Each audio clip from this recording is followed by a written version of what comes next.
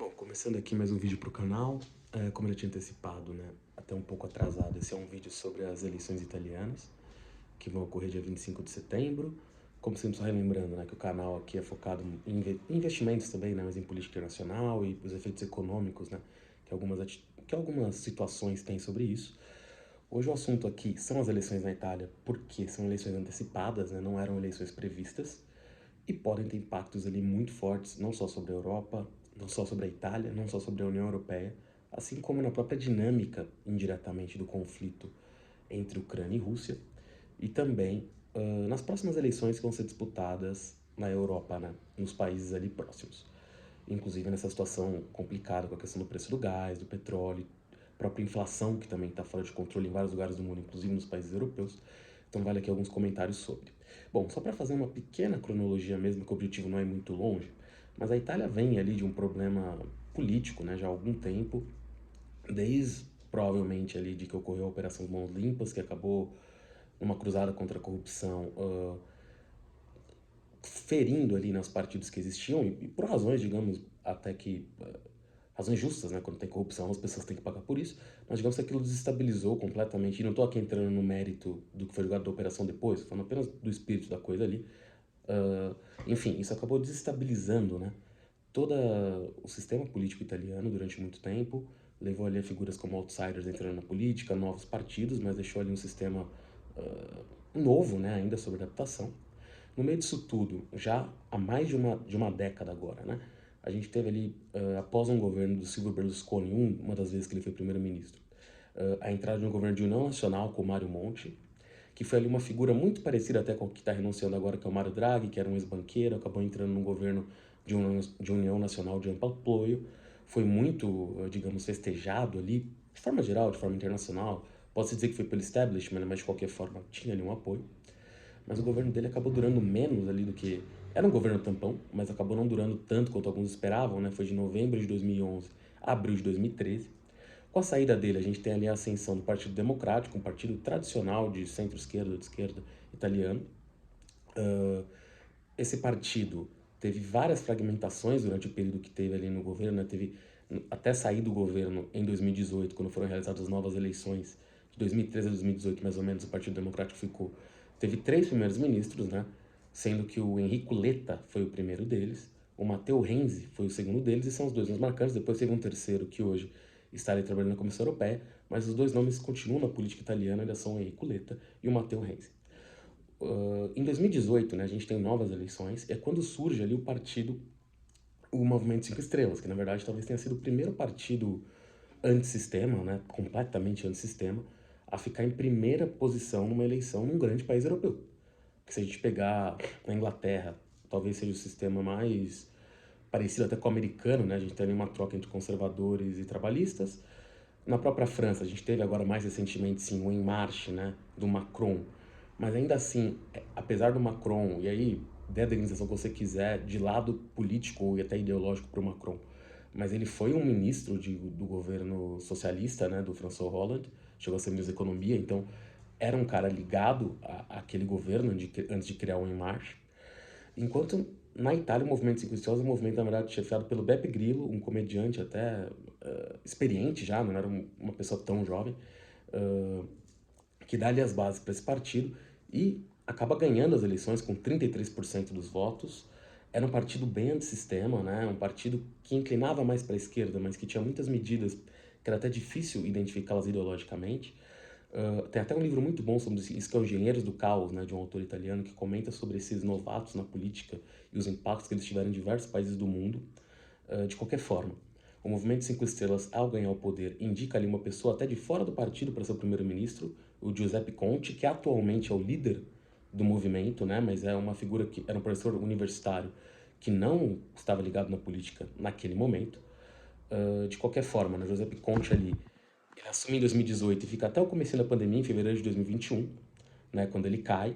E vale lembrar ali que tem dois períodos também desse governo de Giuseppe Conte, que a gente tem um primeiro momento em que é feita uma aliança entre os Cinco Estrelas e a Liga do Norte, né, que hoje chama só a Liga, que é o partido do Matteo Salvini, um partido de direito, que até pode-se falar até de extrema direita, que até surpreendeu muita gente, né, que é um partido talvez um pouco mais à esquerda, fizessem essa aliança, né, com o Matteo Salvini, mas podemos dizer que eram duas figuras ali, dois partidos antissistema.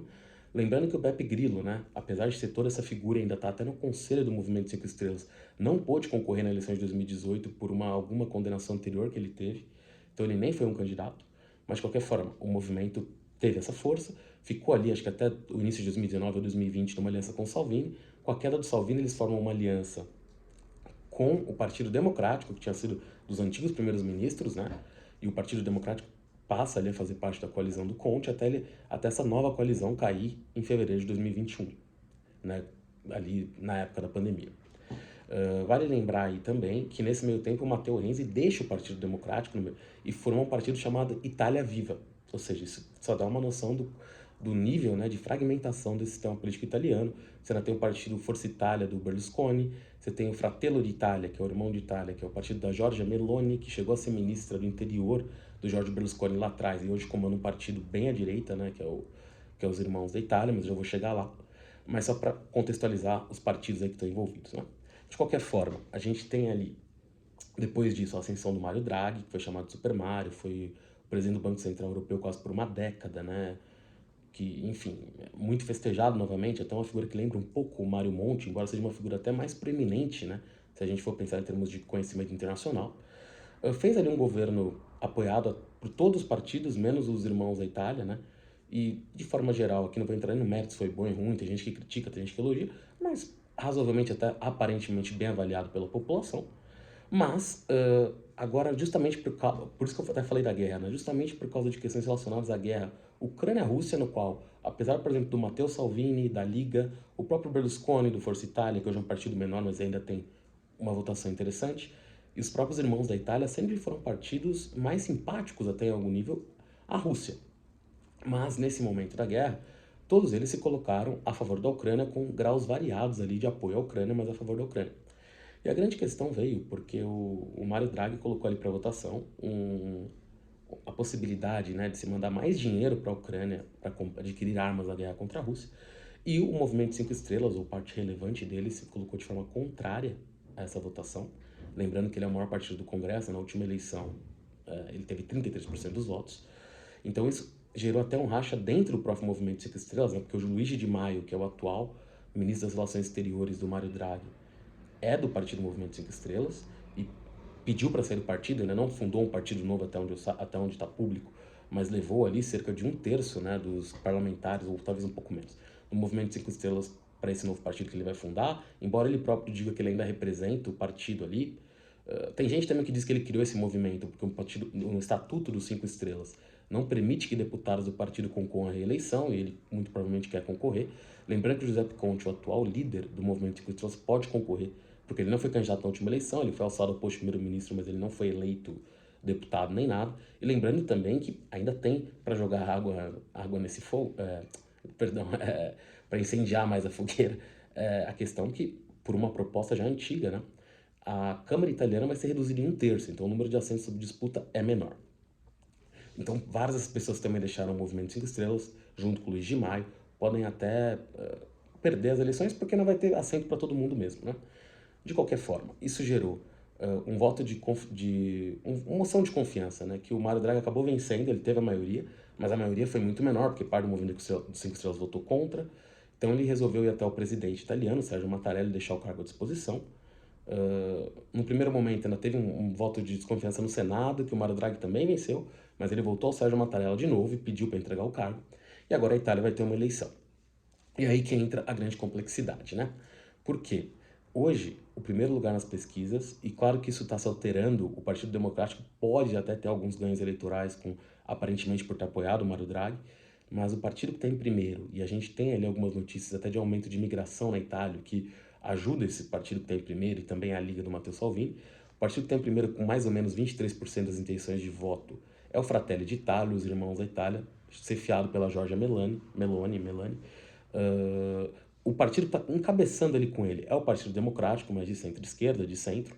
Mas o fato é que depois dele a gente tem a Liga, né, do Matteo Salvini com 14%, E em quarto, Forza Itália com 7 a 9%. Aí depois a gente tem a Itália... desculpa. Antes disso tem o Movimento 5 Estrelas com 10%, ali um pouco à frente da Força Itália, mas ele está perdendo 23 pontos da última eleição, né? Então é uma perda muito grande.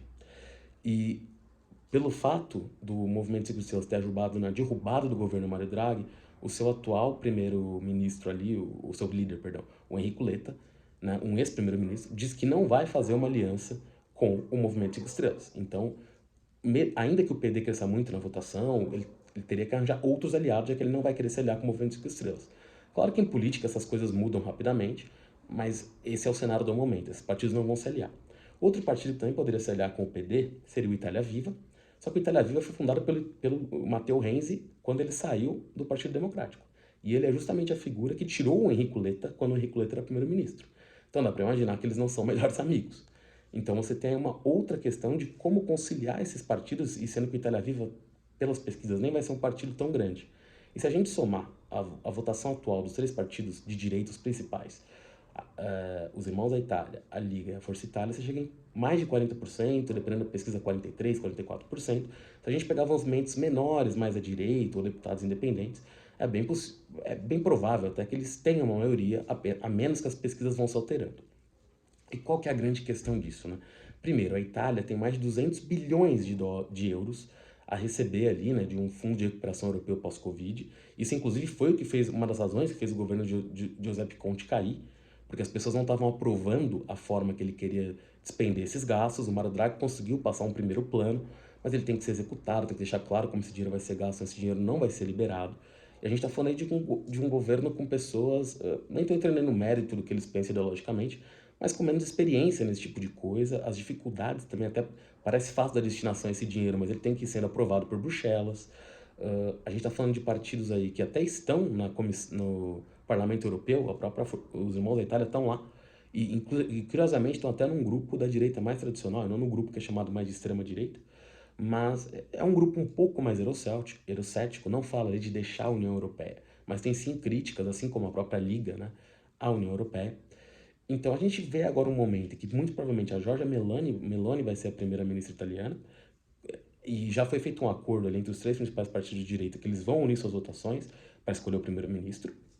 Então isso aumenta muito a chance deles. Como eu disse, está tendo alguma flutuação nas pesquisas, a própria figura do Mario Draghi pode contribuir um pouco, né? Também tem um novo movimento ali do Carlos Letta, mais de centro, chamado Ação, que também está tentando ganhar algum momento e poderia fazer algum tipo de acordo com o, o Partido Democrático, né? E talvez com o Itália Viva, já que o movimento que o estaria fora, para tentar fazer um governo alternativo, mas no momento isso não parece tão provável. Então a gente poderia ter várias coisas daí. Primeiro, uma Itália um pouco mais instável, uma Itália menos aberta a imigrantes, uma Itália menos parceira, talvez, da União Europeia, menos disposta, né, a continuar a apoiar a continuação da guerra na Ucrânia, talvez não contrária a isso, mas menos disposta a isso, com menos confiabilidade para esse plano de recuperação. Então deixaria a Itália num cenário de vulnerabilidade e provavelmente muito mais disposta a fazer acordos até com a Rússia para uma redução do preço do gás e do petróleo. A Itália é até um país que tem feito alguns acordos ali com a Argélia para levar gás natural da Argélia para a Itália, né? Uma vez que a Itália, a parte sul da Itália ali está relativamente, entre aspas, né, próxima da África, para fazer algum tipo de duto por debaixo do mar, como é o próprio Nord Stream, que vai da Rússia para a Alemanha. Mas isso demora tempo, não é do dia para a noite. Então a gente vê uma Itália ali que teria, né, governos mais simpáticos a talvez quebrar essa coesão europeia. E aí entra um pouco do que eu disse, né? É o primeiro grande país europeu que tem esse... Claro que o próprio movimento Cinco Estrelas já foi isso, né? Já foi um movimento antissistema. Mas um movimento antissistema mais à direita assumindo o governo. E aqui minha questão, honestamente, não é estar mais à direita ou não, né? É o nível de estabilidade que pode surgir num momento como esse, que a Europa, sim, está numa situação complicada pelo preço do gás, pela inflação. Então, assim, esse governo pode tanto piorar a situação italiana como levar uma desorganização na Europa como um todo, né? E aí cabe lembrar, né, que na própria França, apesar do Macron ter ganho, a gente tem ali um crescimento muito expressivo da Fronte Nacional com a Marine Le Pen, uma força muito forte também de partidos de esquerda, mas com o Mélenchon à frente. Se a gente pensar tradicionalmente, o partido de esquerda eram socialistas, não era o partido do Mélenchon, então ele ocupou esse espaço. O partido mais à direita era republicanos ali, que o último primeiro-ministro foi Sarkozy, presidente na verdade, né, foi Sarkozy, que agora também foi ocupado ali pela Fronte Nacional e até pelo Seymour, né, que era um apresentador de TV, Seymour, na verdade, um apresentador de TV enfim, judeu, mas que tinha algumas falas até meio que negando o Holocausto. Então é uma figura assim muito complexa que eu nem vou abordar aqui agora, mas só querendo dizer o quanto isso foi fragmentado, e talvez mais ao centro aí, tem gente que fala que ele é centro-direita, centro-esquerda, a gente fala que é extrema-direita, mas o Macron que é um político talvez um pouco mais tradicional, e ele acabou ganhando a eleição. Mas acontecendo uma eleição de uma figura um pouco diferente na Itália, né, assim como na Áustria também já aconteceu, a grande questão é que dificilmente, normalmente, né, ou mesmo quando era primeiro colocado, ou os outros partidos se uniam e colocavam esse partido mais antissistema, ou talvez tido como mais radical, para fora do governo, ou acabavam, de alguma forma, pegando a cabeça da chapa, porque esse partido era segundo colocado. Agora, na Itália, a gente vai ter esses partidos provavelmente no domínio do poder. E isso a gente acaba tendo que ir para a Alemanha, que está ali fazendo alguns planos, né, de auxílio para as pessoas por causa do preço do gás, preço da energia, mas que vive esse momento muito complexo. Tem um primeiro-ministro há pouco tempo no cargo, que o Olaf Scholz, que vai ter muitas dificuldades. A Alemanha, digamos, lembra até um pouco mais a Inglaterra, se a gente for pensar, até pelo tempo que a Angela Merkel passou no poder, antes dela o Schroeder, o Helmut Kohl. Então, assim, digamos que há uma democracia de partidos mais forte, mas tem visto o crescimento de novos partidos nos últimos anos, o próprio Alternative for Deutschland, o D-Left às vezes cresce, o FDP, que é o partido mais liberal, cresce, até cresceu na última eleição, mas cresce e desce, que é um partido mais antigo. Os Verdes também tiveram um aumento representativo nas últimas eleições. Então, assim, não seria surpreendente, tá, que caso a União Europeia fique ainda mais fragilizada, que algo também pudesse acontecer na Alemanha, tá? Mas isso é coisa para outro capítulo. Mas sumarizando a situação italiana, muito provavelmente a gente vai ter uma coalizão entre Força Itália, a Liga e o principal partido da coalizão vai ser o Fratelli d'Italia, os Irmãos da Itália, num governo, como eu disse, mais eurocético, menos disposto a receber imigrantes e com muito dinheiro, em teoria, caso ele consiga fazer isso, para gastar. Mas também pode ser um governo de curta vida, caso ele não consiga deixar claro como vai gastar esse dinheiro. E aí a Itália, um país muito grande, de PIB muito alto e muitas vezes até negligenciado em política internacional por várias razões, o berço do Império Romano, que eu não estou falando isso de forma romântica, porque para ver que foi um país de muita importância histórica, né, no mundo, mas que sim, se a gente pegar ali mais recentemente, a partir do século XX, não teve digamos, um desempenho militar muito forte nas duas guerras, foi nascedor ali de movimentos como, por exemplo, o fascismo italiano com Mussolini. Muita gente diz que é o que inspirou o Hitler depois. Então, assim, é um país que ao mesmo tempo também foi com os partisans, né, que teve um movimento comunista muito forte também, pós-guerra, que acabou até enforcando o Mussolini. Então, quero dizer assim, um partido não, perdão, um país que por mais que seja negligenciado às vezes em política e análise internacionais, muitas vezes ele acabou representando o que aconteceu com a Europa depois, ou uma parte do espírito europeu. Então, a Itália caindo numa situação tão complexa quanto essa pode ter um impacto maior do que a gente imagina sobre os vizinhos. Pode não ter também, tá? Mas acho que vale muita atenção para a seleção 25 de setembro, porque ela pode tanto estar marcando uma questão nacional ali, italiana, a Itália não tem bastante importância, como pode ser uma indicação não vou nem falar de riscos, mas de uma tendência europeia que pode ir mais nessa direção, e digamos que crises levam mais nessa direção, né? E lembrando, é uma lembrança até mais complicada, mas o partido, né, Irmãos da Itália, usa ali até algumas cores que eram do movimento trabalhador lá atrás, italiano, mas aí não digo movimento trabalhador ligado ao comunismo, mas o movimento trabalhador até ligado um pouco ao partido do Mussolini. Então tem algumas coisas bastante complexas envolvidas aí. Claro que também quando chega no poder muitos partidos se moderam, mas vale ficar de olho que pode ser uma eleição com implicações muito grandes para o cenário europeu. Bom, por hoje é só. Ainda vai ter um podcast mais geral, que eu falo também sobre investimentos, sobre várias coisas do FONC que aconteceu hoje, ainda hoje, mais à noite. Mas a parte de Itália é essa. Até o próximo vídeo aqui no canal. Tchau, tchau.